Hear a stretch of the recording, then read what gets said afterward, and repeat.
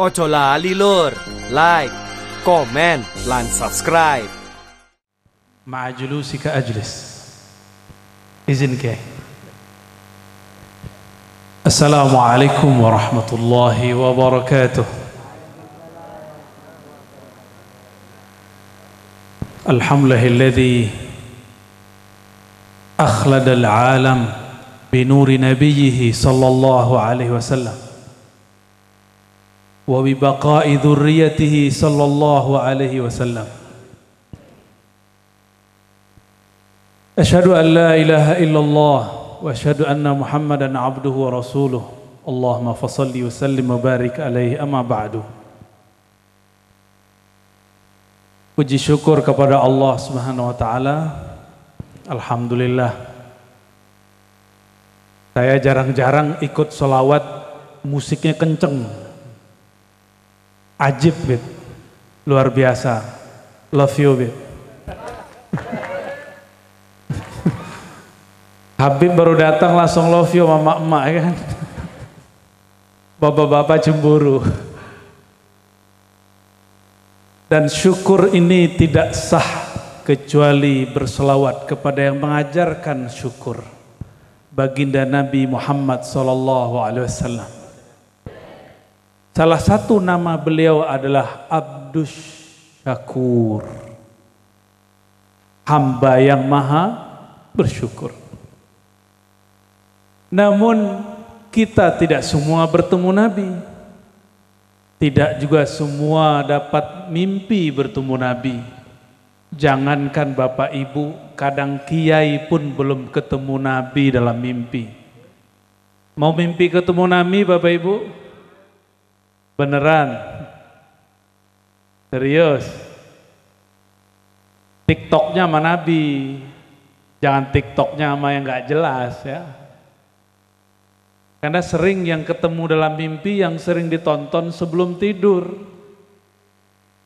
Nanti kalau ibu-ibu nonton Habib Abdurrahman Al-Atos sebelum tidur ke bawah mimpi. Ya Bib.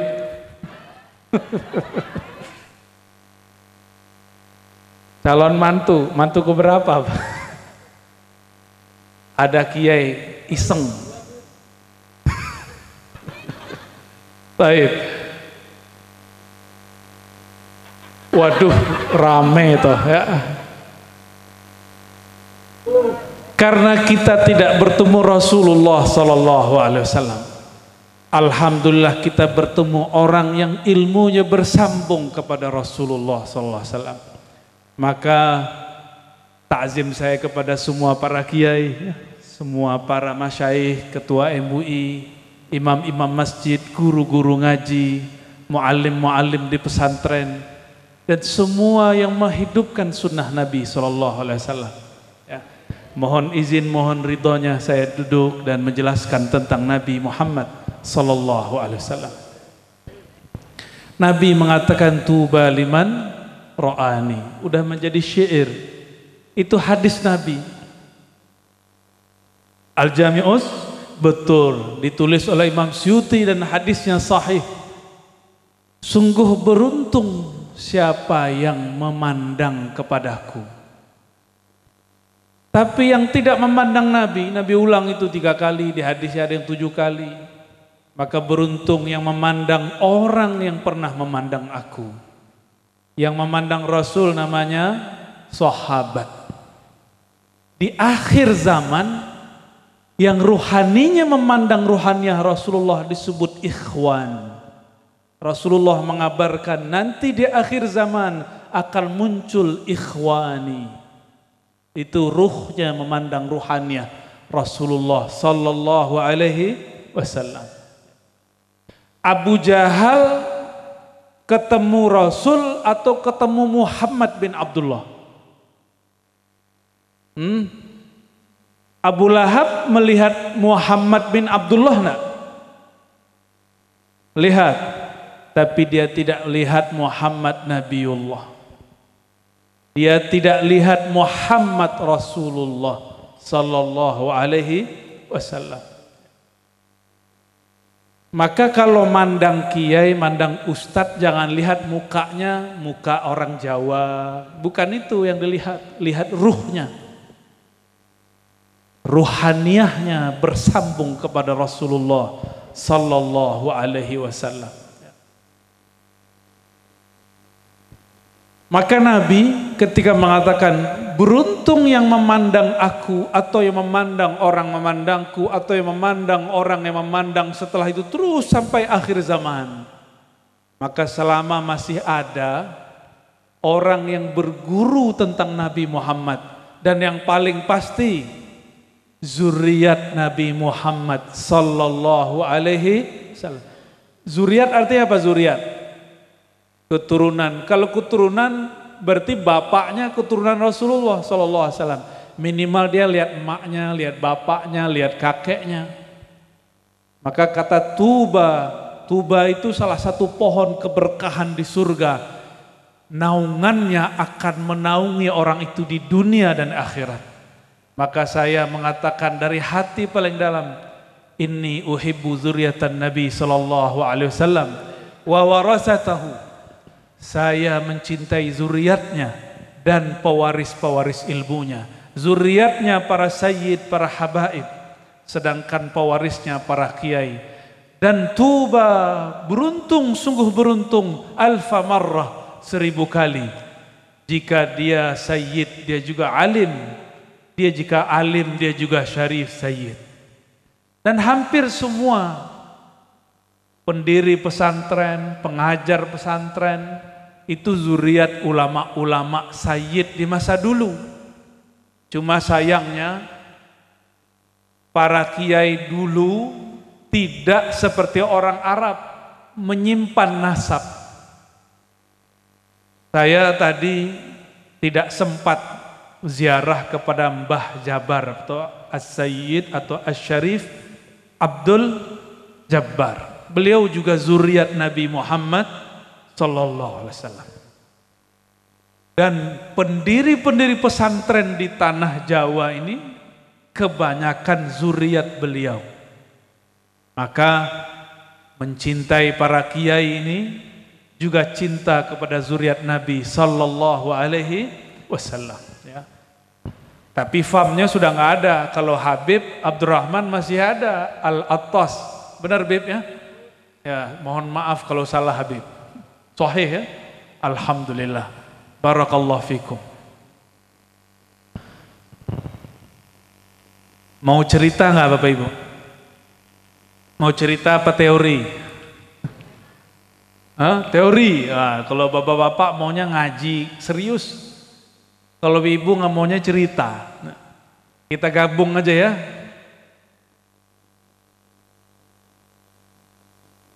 Satu kali Sayyid Abdullah ini nama lainnya Az-Zabihan, Az-Zabih As-Sani lebih tepatnya. Sayyid Abdullah pulang dari berdagang. Sampailah di kota Mekah. Ternyata di sekitar kota Mekah saat itu banyak orang Yahudi, baik kaum perempuan ataupun laki-laki. Dan semuanya mereka ini hafal kitab Taurat. Ketika sampai di suatu gang, Sayyid Abdullah bin Abdul Muttalib dipandang oleh seorang perempuan Yahudi yang hatinya tajam. Apa kata si perempuan ini? Wahai hamba Allah, masuklah ke rumahku, nikahi aku. Mau nggak digituin mas? Mau digituin? Jadi Said Abdurrahman, Habib Abdurrahman jalan nih, tahu-tahu ditarik masuk rumah, Beb kawin yuk gitu. Kan gawat itu. Tapi jamaahnya Habib mau katanya, mau ya? Sayyid Abdullah bin Abdul Muttalib ketika ditarik mau, tapi ketika diajak menikah tiba-tiba wajah perempuan itu hilang. Dia tidak melihat perempuan itu, yang dia lihat wajah nenek-nenek. Dia langsung lari keluar dan dia cepat menunggang kudanya dan pulang ke rumahnya. Ternyata sampai di rumah ayahnya yang bernama Abdul Muttalib, beliau menyampaikan satu kalam, "Wahai Ananda Abdullah, aku baru saja menkhitbahkan, meminangkan bagimu seorang perempuan cantik bernama Aminah." Maka dilangsungkanlah pernikahan. "Ankahtuka, aku nikahkan engkau dengan anakku," kata Wahab. Maka dijawab oleh dia, "Qabiltu," aku jawab, aku terima. Sahlah malam itu, menikahlah mereka, dan malam pertama pun datang. Kalau malam pertama gak usah dibayangkan ya. Ya, yang belum doa aja. Nyicil-nyicil ngafalin doa Bismillahirrahmanirrahim syaiton, ya, nyicil-nyicil doa. Yang belum hafal, yang sudah hafal gak usah dihafalin lagi, berarti curigai nanti. Malam itu terjadilah mana yang layak terjadi antara suami dan istri. Maka berhubunganlah secara sah Sayyid Abdullah dan Sayyidah Aminah. Di malam itulah berpindah. Ternyata Sayyid Abdullah di wajahnya ada nur. Cahaya itu membuat Abdullah menjadi laki-laki yang paling viral di zamannya, paling terkenal di masanya. Tapi malam itu nurnya berpindah kepada Sayyidatuna Aminah. Besok agak kesiangan bangun Sayyid Abdullah. Abdullah kemudian kepikiran, kemarin ada yang ngajak nikah, kayaknya enak juga nih nikah. Maka dia jalan-jalan lagi lah ke gang yang kemarin dia diajak nikah oleh si perempuan Yahudi. Maka bertemulah dia dengan perempuan itu.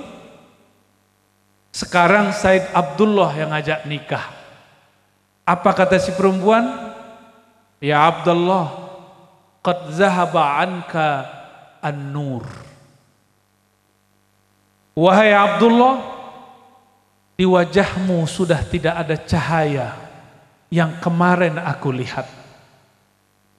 Ternyata nurnya telah pindah kepada Sayyidah Aminah. Jadi bapak-bapak yang sudah menikah ini nurnya udah pindah semua ini. Pak Wabu punya nur gak?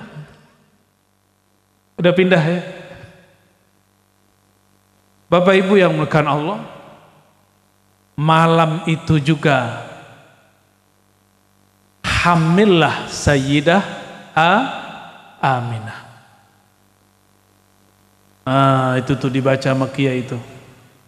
Malam itu hamil, malam itu juga Sayyidah Aminah bermimpi didatangi Sayyidina Jibril. Apa kata Sayyidina Jibril? "Wahai Aminah, engkau akan mengandung Sayyidul Alamin, penghulu alam semesta." Malam besok datang malaikat Mikail, malam berikutnya malaikat, para nabi, mulai dari Nabi Adam sampai Nabi Isa. Ibu-ibu, ada yang mimpi ketemu Nabi Adam gak? Gak ada. Ketemu Nabi Yusuf, Nabi paling ganteng. Tapi kata Nabi Muhammad, gagahnya Nabi Yusuf nisfu jamali, baru setengah gantengnya aku. Itu Nabi Yusuf, setengahnya Nabi Yusuf nggak ada di sini. Jadi alam ini Allah ciptakan dengan jamalnya, keindahannya. Seperempat keindahan itu diberikan kepada Sayyidina Yusuf, setengahnya diberi ke Nabi Muhammad, dan seperempatnya lagi dibagi-bagi. Dari awal penciptaan alam semesta dibagikan ke bukit, ke gunung, ke bintang, ke wajah ibu-ibu nih ya, ke mas-mas ini. Berarti kita ini 0,000000000 sekian ya. Itu yang kita rindu-rindu itu Pak ya. Aku kangen ya. Kangen wajahmu ya. Ngelihat wajah aja itu cuma 0,000 sekian persen. Tapi untungnya wajah Nabi itu yang aslinya tidak diperlihatkan kecuali kepada yang Allah kasyafkan. Nah, kembali kepada Sayyidah Aminah. Kalau ada orang mimpi ketemu Nabi, itu orang soleh bukan? Hatinya bening nggak? Tapi kok ada ya orang sekarang ngajarin orang tua Nabi musyrik. Pernah dengar nggak? Pernah dengar? Coba buka di YouTube, ntar ketemu orang tua Nabi di neraka. Ketemu ntar. Itu yang ngomong begitu, ketemu Rasulullah nggak pernah. Mimpi Nabi nggak pernah, mimpi Sayyidina Jibril nggak pernah. Mimpi basah sering. Orang kayak gini berani mengatakan orang tua Nabi musyrik. Kalau musyrik masuk neraka nggak? Maksud saya apa? Kalau ada orang mengajarkan orang tua Nabi musyrik masuk neraka, ini orang nggak kenal siapa Nabi Muhammad sallallahu alaihi. Tadi dibacakan khairul maulud, ya khairal maulud, wahai zat yang sebaik-baik dilahirkan di muka bumi, dan yang melahirkannya adalah ibu yang terbaik di alam semesta. Bidannya ibu siapa bu? Waktu lahirin anak? Asia, bidannya ini nih. Bidan fulanah gitu ya. Tapi Sayyiduna Muhammad sallallahu alaihi wasallam ketika lahir yang nyambutnya bidannya Sayyidatuna Asiyah dan Maryam. Kira-kira kalau begini ini orang mulia enggak yang melahirkannya? Nah, jadi kita ini sering fokus hanya kepada cerita lahirnya, tapi kurang memperhatikan siapa yang melahirkan. Maka boleh kami sampaikan, Sayyidatuna Aminah awwalu waliyah fil alam, ya, minal ummah al Muhammadiyah. Di alam semesta, di kalangan umat Nabi Muhammad, wali perempuan pertama adalah ibunya sendiri, Sayyidah Khadijah, Sayyidah Aminah ya. Baik. Sedangkan Khadijah istrinya, istri yang walaupun berondong, tahu berondong Bapak Ibu? Ya, ini ada rahasianya kenapa Nabi berondong. Beliau ini lahir, ayahnya sudah meninggal. Umur 6 tahun, ibundanya sudah wafat. Umur 25 dilamar orang 40, cocok karena sudah lama tidak merasakan perhatian keibuan seorang wanita. Makanya ini rahasianya banyak.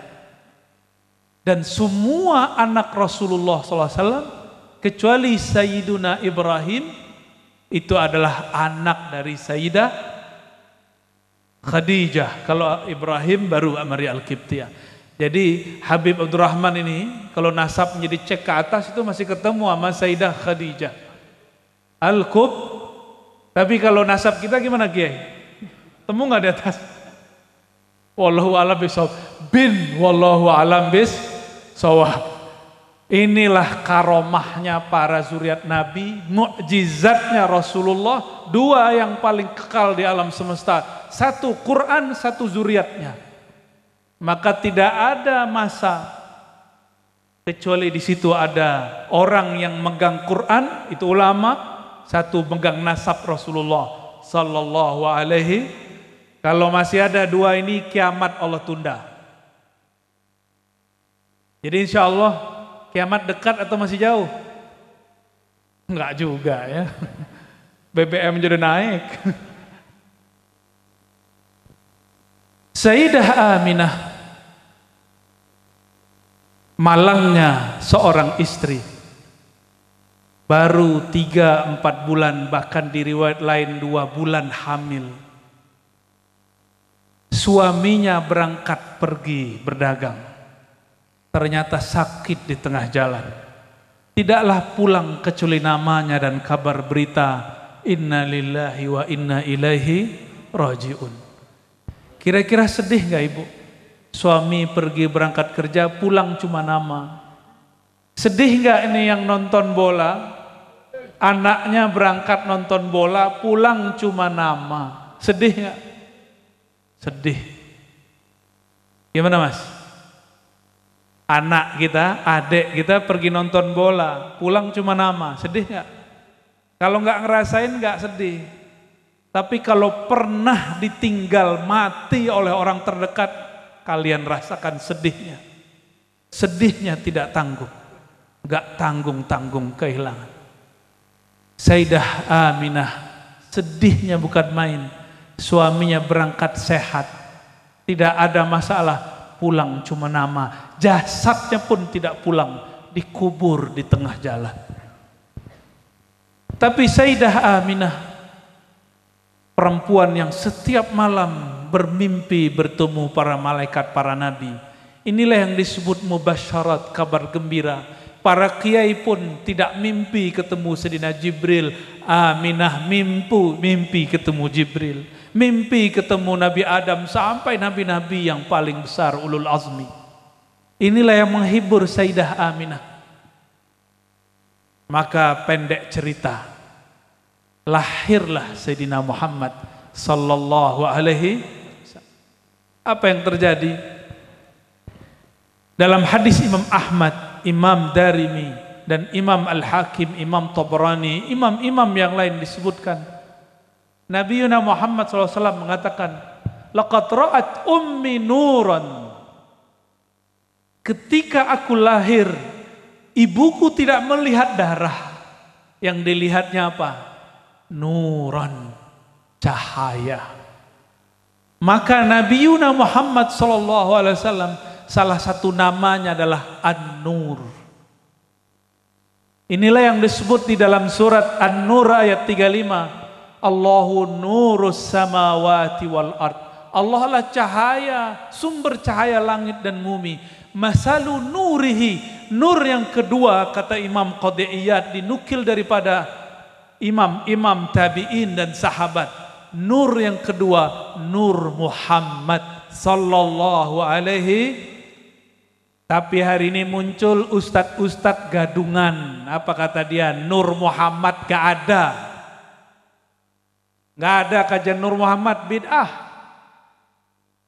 Wah, mau ditangkap nih Kiai. Itu yang dibaca oleh Habib setiap malam, itu syair menyebutkan Nabi Muhammad itu Nur Muhammad sallallahu alaihi wasallam. Kok saya berani nyebut gadungan? Ini kan kasar sekali. Loh, mereka lebih kasar kok. Orang tua Nabi disebut musyrik, Nur Muhammad disebut bid'ah.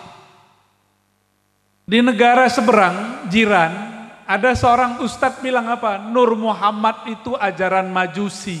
Pernah dengar nggak? Majusi apa? Nyembah apa Majusi? Nyembah api. Itu Jahilun bin Murakkabin.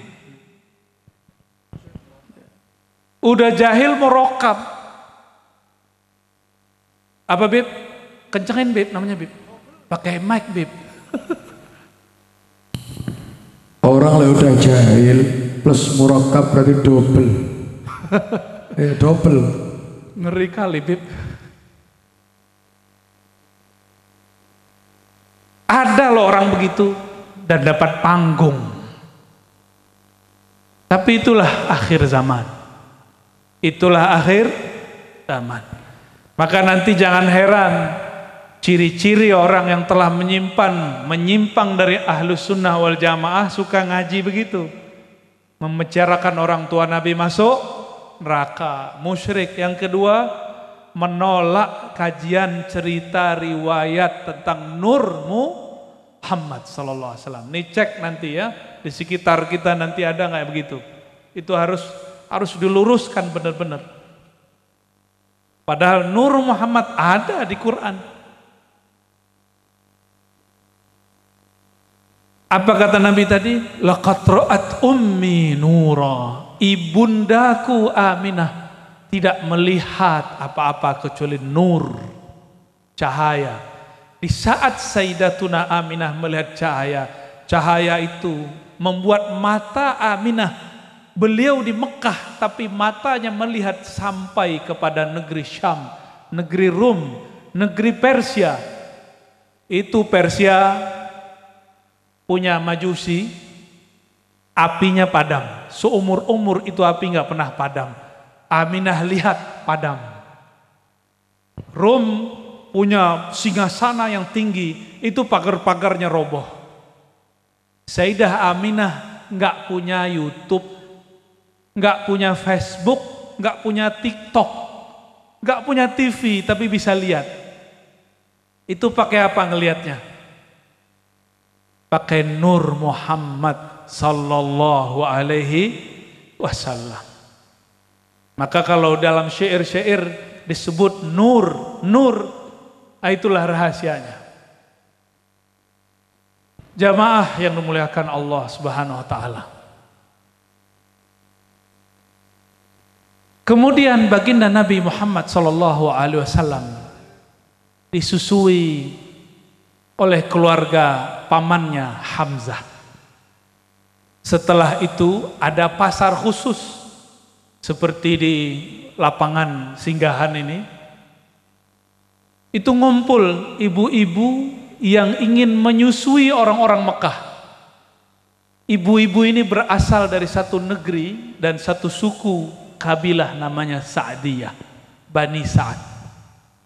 Dari semua ibu-ibu yang antri, tidak ada satupun yang minat dengan seorang perempuan yang bernama Halimah Sa'diyah. Kenapa? Udahlah bajunya kucel, badannya kurus. Semua emak-emak sama bapak-bapak takut kalau yang nyusuin Halimah anaknya nanti kehausan, anaknya nanti kurang susu. Akhirnya sudah habis, sudah pulang semua emak-emak yang gendut-gendut ya. Dulu belum ada KB, tapi perempuan minum air aja udah langsung menjadi daging ya. Apalagi minum susu. Walhasil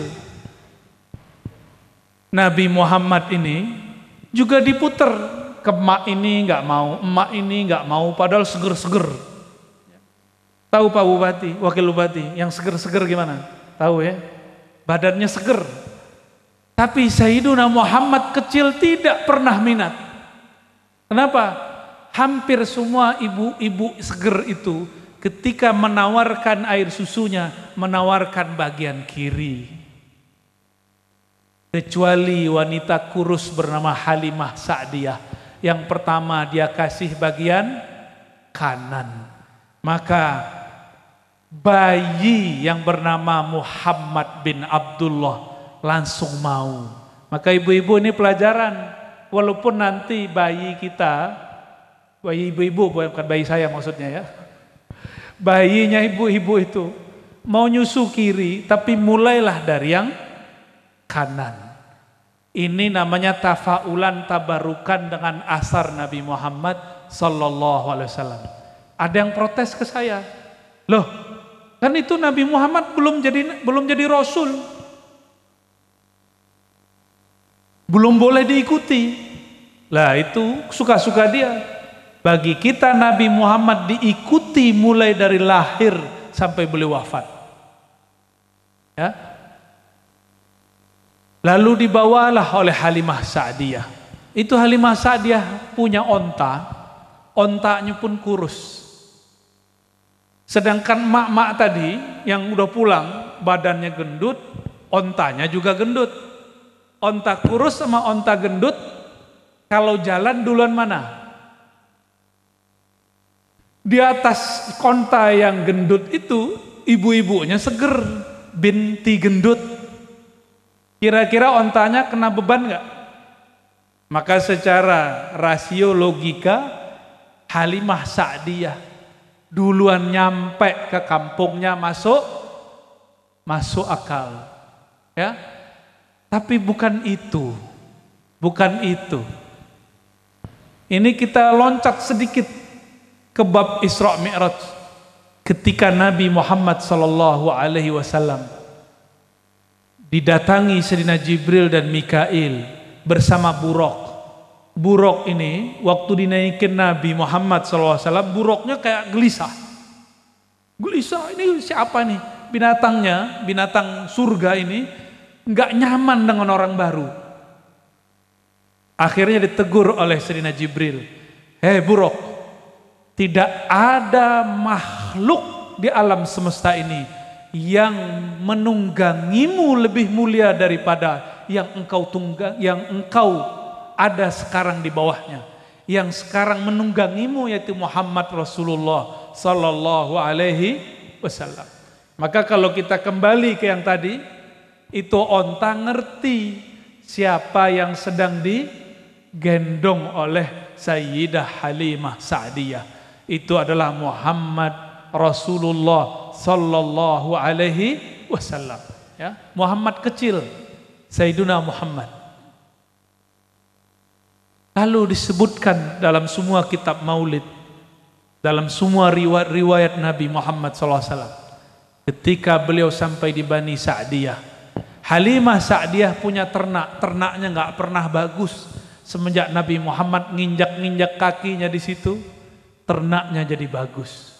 Susu dombanya, kambingnya jadi ramai. Pendek cerita, beliau kemudian menjadi anak-anak berumur 5 tahun.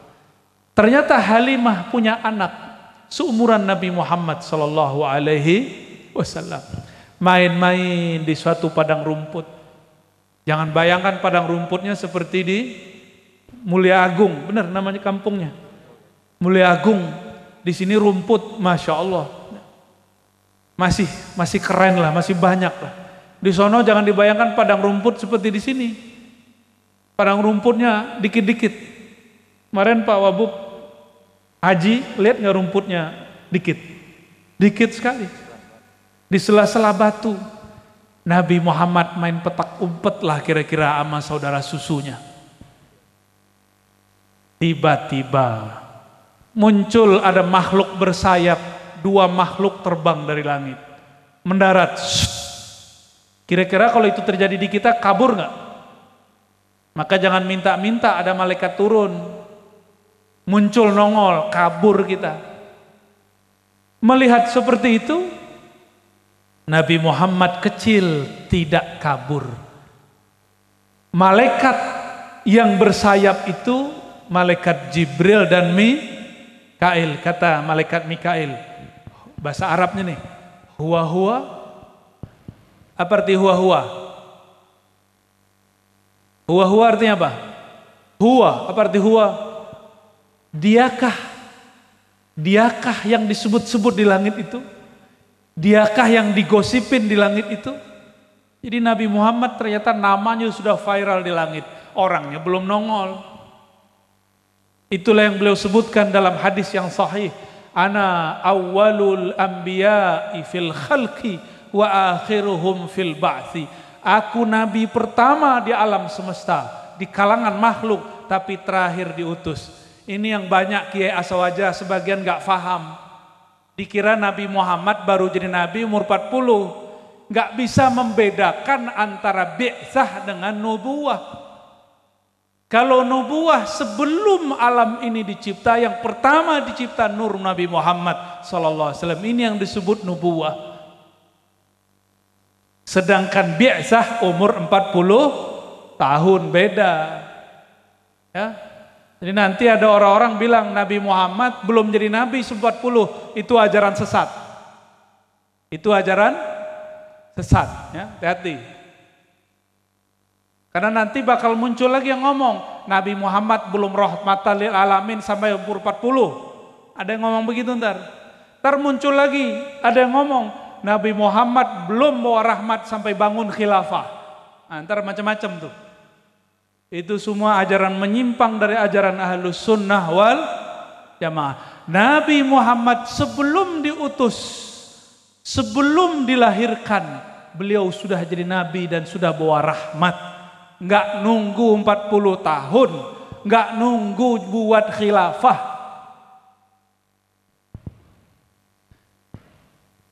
Apa kata malaikat Mikail tadi? Huwa. Apakah dia yang bernama Muhammad yang viral di kalangan malaikat itu? Nah, malaikat Jibril mengatakan, iya. Lalu malaikat Mikail ambil Nabi Muhammad kecil 5 tahun. Kalau 5 tahun, anak kita 5 tahun masih kecil gak tuh? Masih PAUD. Ingat gak dia cerita dia masih kecil? Kebanyakan gak ingat, tapi Nabi Muhammad selalu ingat. Ini hebatnya beliau. Diambil, digendong oleh Sayyidina Mikail. Lalu dibelahlah dadanya, dibedah, dikeluarkan jantungnya, dibersihkan semua dosanya. Ada 2 titik hitam. Pak Wabub, kalau dibuka dada kita, titik hitamnya banyak nggak? Nggak kehitung. Nabi Muhammad cuma punya 2 titik hitam, langsung dibersihkan oleh malaikat Jibril.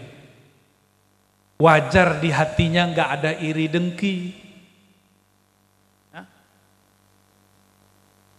Masalahnya, ini kalau dada dibedah, pingsan nggak? Bisa pingsan. Orang kena tonjok aja pingsan. Tapi Nabi Muhammad bahkan ada yang mati ya. Kenapa Nabi Muhammad nggak pingsan, nggak sakit? Karena yang membedah malaikat Jibril. Malaikat Jibril badannya bukan badan begini, badannya badan nuriyah, badan cahaya. Jadi membuat operasi badannya itu secepat cahaya, tidak ada rasa sakit sama sekali. Pendek cerita, ternyata saudaranya ini lari ke rumah mencari ayah ibunya dan menangis, wahai ayah bunda, saudaraku dibunuh. Sayyidah Aminah kalau dengar dibunuh pasti stres. Maka Halimah yang menjadi ibu susunya saat itu kemudian mengejar langsung. Dikejarlah langsung sampai di padang rumput. Ternyata Sayyidina Muhammad masih main-main. Maka dipeluklah oleh Sayyidatuna Halimah Sayyidah. Halimah Sa'diyah bertanya, ya Muhammad, ya ghulam, wahai Ananda, apa yang terjadi pada engkau? Maka Sayyidina Muhammad SAW menceritakan, wahai ibunda, tadi ada 2 malaikat turun, ada makhluk bersayap turun, lalu membelah dadaku, membersihkan isi jantungku. Setelah itu aku sehat lagi. Kira-kira ibu-ibu kalau dengar anaknya cerita gitu gimana? Anak saya gila kali ya gitu ya? Ya. Benar ya? Dulu anak saya cerita, Bi, tadi malam mimpi ketemu Nabi Muhammad, saya kira anak saya habis nonton TikTok. Ternyata beneran dia mimpi ketemu Nabi Muhammad Sallallahu Alaihi Wasallam. Saya yang nggak ngerti. Nah itu terjadi. Kalau mimpi pun kita nggak percaya, gimana kira-kira kalau itu terjadi. Tapi Halimah Sa'diyah mendengar seperti ini, dia langsung gendong anaknya pulang. Nabi Muhammad anak susuannya.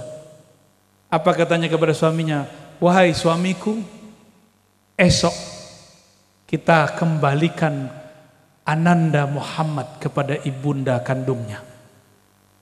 Sampailah besok di kota Mekah. Apa kata Sayyidah Halimah Sa'diyah? Wahai saudariku Aminah, tahukah kamu apa yang terjadi pada anak kita Muhammad? Dia hampir saja terbunuh. Katanya ada orang yang membelah dananya, lalu jantungnya diambil. Kira-kira kalau diceritain begitu, ibu-ibu ketakutan nggak? Nggak ketakutan. Tapi Aminah tersenyum. Apa kata beliau? Kalau bahasa kitanya, kamu norak. Saya melahirkan Muhammad, ro'aitu nura, yang aku lihat cahaya bukan darah. Maka aku tahu ini anak luar biasa. Nabi Muhammad sallallahu alaihi wasallam. Lalu Nabi Muhammad hiduplah di Mekah. Ini nggak mungkin saya ceritakan semua, saya ceritakan satu saja yang paling luar biasa. Sebelum nanti sholawat ditambah. Nabi Muhammad sallallahu alaihi wasallam mengatakan, ketika aku melewati pohon-pohon, melewati bukit-bukit, gunung-gunung, bebatuan, ma marartu bi syajarin wala hajarin illa wa yusallimu alai. Tidaklah aku melewati pohon dan gunung bebatuan kecuali pohon itu ngucapin salam kepadaku. Nih coba nih bapak-bapak, ibu-ibu atau kiai lah ya. Pak Kiai, kalau pulang tar pohonnya diluk gimana Pak Kiai? Assalamualaikum Pak Kiai. Lari itu Pak Kiai itu. Padahal beliau umurnya sudah seumuran Rasulullah ini. 60 Pak Kiai? 60. Itu pohon kalau diluk ngomong, Assalamualaikum Pak Kiai. Lari beliau. Kalau Habib gimana Habib? Lewat di bukit, ini kan Tuban ini banyak bukit bebatuan. Terus batunya diluk, manggil, Assalamualaikum Habib. Kira-kira gimana Habib? Kalau gunung kembar ya tak rangkul pisan mbek anak.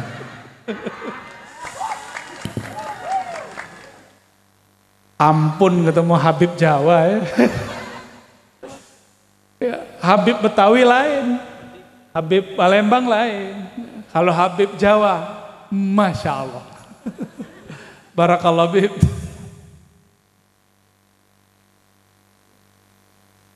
Nabi Muhammad melewati gunung, ini bukan gunung kembar Habib. Itu gunungnya bergetar. Pohonnya diluk dan semuanya mengatakan, Assalamualaikum ya Nabi Allah. Salam atas engkau wahai Nabi Allah. Hewan-hewan Nabi lagi jalan, ada arak-arakan domba, semua domba pengen mendekat Rasulullah. Ada onta-onta pengen ngadu ke Rasulullah, cuma sayangnya onta ngadunya urusan perut, bukan buah perut Bib. Onta ketemu Rasul ngadunya urusan apa? Perut. Sama, mohon maaf nih. Masyarakat ketemu wabub, ketemu bupati, ngadu masalah perut. Coba onta kalau punya akal. Ketemu Rasulullah seharusnya bukan urusan perut yang diadukan. Yang diadukan apa? Wahai Rasulullah, beri syafaat, aku masukkan aku ke dalam surga. Itu seharusnya. Ternyata waktu dulu Rasulullah punya majelis duduk-duduk begini, tatakan punggungnya pohon kayu. Itu kayu ketika dibuatkan mimbar, ditinggal oleh Rasulullah nangis. Coba ibu-ibu dengerin pohon nangis, kabur pasti pengajian. Ini pohon Hanna Hanina, dia menangis karena dia rindu merasakan punggung Rasulullah Sallallahu Alaihi Wasallam. Akhirnya itu semua sahabat yang hadir dengar. Berarti sahabat ini punya karomah, mendengarkan suara tangisnya kayu-kayu. Turunlah Rasulullah dari mimbar. Nabi elus-elus ditanya, wahai kayu. Tuh Nabi bisa ngomong sama kayu. Coba kalau Pak Kiai bisa ngomong sama kayu, kita ngomong, Pak Kiai sudah begini ya. Paling tinggi kita bilang, Kiai udah majeduk, kejedot palanya sama dinding. Tapi Rasulullah SAW ngomong dielus, dan tidak ada satu sahabat pun yang mengatakan Rasulullah itu gila. Kenapa? Rasulullah dan para sahabat sama-sama mendengarkan tangisnya. Dielus seperti anak kecil, kemudian berhenti nangis. Ditanya, wahai kayu, engkau pilih jadi sandaranku di dunia atau masuk surga? Apa jawaban si kayu? Apa jawaban dia? Masuk Tapi menurut saya itu juga kurang benar, kurang sempurna, walaupun lebih tinggi daripada onta. Makanya kalau sholawat jangan minta onta utangnya dibayarin. Ya. Kalau udah doanya Habib tuh, ya Allah semoga yang hadir terbayar utangnya, aminnya kenceng. Jadi niat hadir sholawat bukan karena cinta Rasul, tapi supaya utang terbayar. Remeh amat sholawatnya. Sholawat begitu, sholawat onta, tahu? Sholawat onta begitu. Ketemu Rasulullah hanya urus masalah perut. Untuk onta itu udah keren, hebat. Dia tahu itu Rasulullah. Tapi kalau kita punya akal, punya kolbu, nggak pantas sholawat minta onta. Sholawat minta Avanza ya. Sholawat minta, sekarang yang lagi tren apa nih? Roksa Bu ya, roksa. Idza kunta fi dhiqin aw fi faqrin aw fi maradin fa akthir bis salati ala Muhammad sallallahu alaihi wasallam. Syuf, kayfa hada? Ah itu lain cerita, Bib. Lain cerita gimana tadi antum bilangnya tadi gimana hadir biar lunas utangnya. Kita mendoakan, memang mereka semua ini amin berarti nandakno utang ini banyak. Tapi ada tapinya. Idza kunta fi dhiqin aw fi faqrin aw fi maradin fa akthir bis salati ala Muhammad. Ane jelasin, Bib. Ya marhaba. Ane jelasin. Sholawat tuh niatnya karena apa? Karena cinta ke Nabi atau cinta ke diri? Mahabbah ma Rasul sallallahu. Oke. Dah. Kalau cinta ke Nabi dapat berkah, punya penyakit sembuh. Bukan karena kita ingin sembuh tuh sholawat, itu kebalik. Orang seperti ini di dunia dapat syafaat, tapi di akhirat belum tentu. Nanti ketika datang di hari kiamat nanya, wahai Rasulullah syafaati saya, Nabi nanti jawab, kan sudah dibalas di dunia, utangmu lunas kan? Ya. Tadusnya pripun Bu, fi dunia hasanah wa fil akhirati hasanah. Nah, maka niatnya harus akhirat. Nih saya kasih tahu Bapak Ibu. Saya dulu lama ngamalin sholawat pengen kaya, nggak kaya-kaya. Saya punya sakit nggak sembuh-sembuh. Tahu-tahu ditegur sama guru saya, seorang sayyid, seorang mursyid juga. Apa kata beliau? Kamu sholawat niatnya apa? Mau kaya, Kiai? Norak katanya. Loh kenapa? Kalau kamu niat mau kaya, kaya itu di dunia. Tapi kalau kamu niat sholawat untuk akhirat, dunia terbawa. Maka semenjak saat itu, teringatlah saya kalam Imam Abul Hasan Syazili. Apa kata beliau? Abghadul ibad ilallah. Hamba yang paling dibenci oleh Allah siapa? Orang yang amila amalal akhirah, beramal amal akhirat seperti sholawat, baca Quran, haji umroh, tapi niatnya ghardan min aghradid dunya, untuk urusan duniawi. Ini yang ngomong Imam Abul Hasan Syazili, beliau seorang syarif, zuriat Sayyidina Al-Hasan. Jadi tugas kita kalau antum Habib, antum Kiai, tugasnya mendewasakan umat, bukan membiarkan umat sholawat untuk urusan remeh.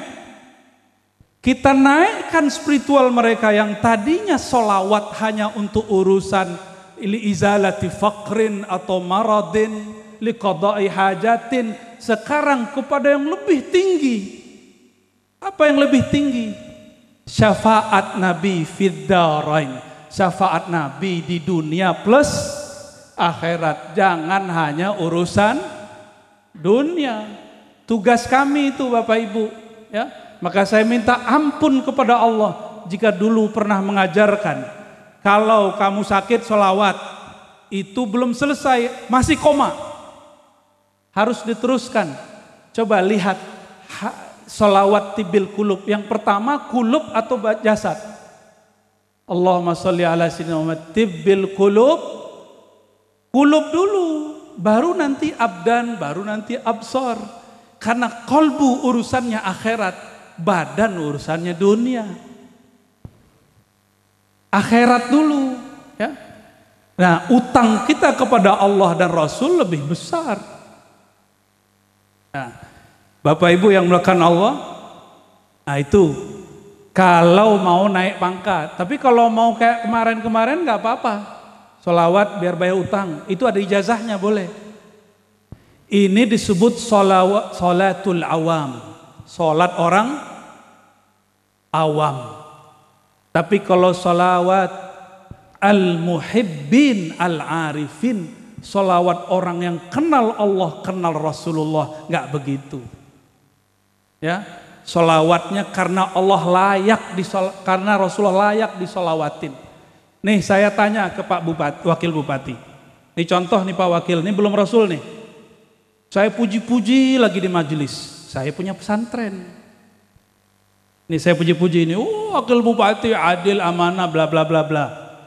Dalam hati niat muji Pak Wakil Bupati supaya pesantren saya dibangun, dibantu. Berarti niatnya apa? Memuji Pak Wakil Bupati. Dunia. Bener, udah bagus, bangun pesantren kan bagus. Bagus nggak? Bagus. Tapi memuji Pak Wakil Bupati bukan karena dia terpuji. Karena saya ingin dapat sesuatu. Boleh nggak? Boleh. Tapi Pak Wakil Bupati langsung tahu. Ah, ini Kiai mulai muji ada maksud nih. Ya. Maka itu Kiai nggak bisa jadi teman ngopinya Pak Wakil Bupati. Karena dia deketin saya ada proposal setelah muji. Boleh nggak? Boleh. Tapi elok nggak? Ada orang muji Pak Wakil Bupati dari hati, nggak ada maksud apa-apa. Nah, orang ini cocok jadi teman ngopi. Nyaman nggak Pak Wakil? Nyaman. Rasulullah sama orang yang niat apapun dikasih. Tapi Rasulullah memilih khawasus sahabah. Sahabat-sahabat yang khawas, yang mulia, itu sahabat-sahabat yang berjuang karena Rasulullah, bukan karena dirinya. Jadi ada sholawatnya itu sholawat nafsiyah namanya, sholawat karena dirinya. Ada yang sholawatnya karena Nabi Muhammad, sholawat Muhammadiyah, sholawat, semua sholawat kita yang kita niatkan karena Nabi layak disolawati, baru tuh sholawatnya benar. Oke? Ya, barangkali itu yang boleh saya sampaikan ya. Maka kajian malam ini saya simpulkan bahwa baginda Nabi Muhammad SAW, beliaulah khairul maulud, sebaik-baik orang yang dilahirkan. Maka ibundanya juga adalah ibu yang paling mulia yang dilahirkan. Maka dimanapun beliau menginjakkan kaki, di sana semua benda, semua tempat mengucapkan salam. Namun kita harus beda dengan mereka karena kita punya kolbu, punya akal. Bersolawatlah karena beliau layak disolawati. Insya Allah jika sakit Allah sembuhkan. Tapi jika sakitnya tidak disembuhkan, kita tetap solawat. Karena solawat kita bukan karena tersembuh daripada penyakit. Kalau utangnya tidak terlunaskan, kita tetap solawat. Karena solawat kita bukan untuk urusan duniawi. Syukur-syukur jika berkah Allah lunaskan. Begitu barangkali. Wassallallahu ala sayyidina Muhammad. Assalamualaikum warahmatullahi wabarakatuh.